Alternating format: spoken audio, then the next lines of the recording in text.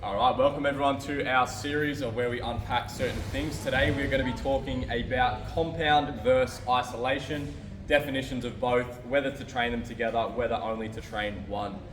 All right, so first of all, what is a compound movement? A compound movement is a multi-joint movement. A couple examples of that would be something like a squat, something like a chin-up, something like a deadlift. So if we go through that quickly, a squat, when we're down in that position, my hips are flexed, my knees are flexed, and my ankles are flexed. So we have three joints there under action.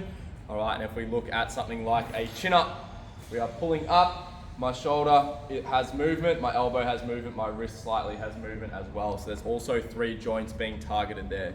So examples like that, all right, they are compound movements. Movements using lots of muscles is a good way to put it. If we move over to our isolation, as you might think in the name, is where we isolate certain muscle groups, and typically we find only one joint is moving. In things like a bicep curl, all right, we are flexing at the elbow, wrist stays pretty straight, shoulder should always stay nice and relaxed as well. So my elbow is flexing, my bicep is solely responsible for this movement. That would be an isolation exercise. If we look at the other way as well, the tricep, we do either a tricep push down or a tricep overhead extension. The main muscle action or the main joint action there is elbow flexion, which is responsible for either the bicep and tricep. So you've got big compound movements like a deadlift, squat, bench press, and you've got smaller isolation movements like a bicep curl, a tricep push down, and things like that, like a lateral raise as well. All right, which one should you be doing? Is there one that's better than the other? All those kinds of questions are questions that we come across and we may not find the answer to. It's a broad question, all right? At the end of the day, everyone should be both focusing on compound and isolation movements. It's not one is better than the other.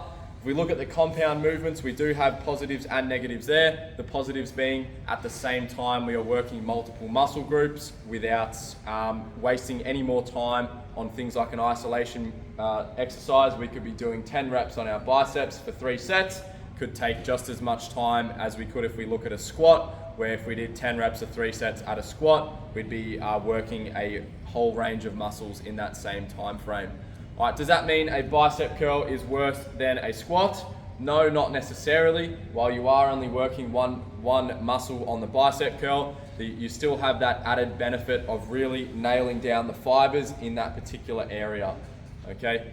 Doing a squat, you won't be able to work your biceps, as you can imagine. Holding the bar in a barbell squat, get a little bit of bicep in there, but if we're talking loads, you will be able to put much more tension and pressure through that bicep in an isolation movement.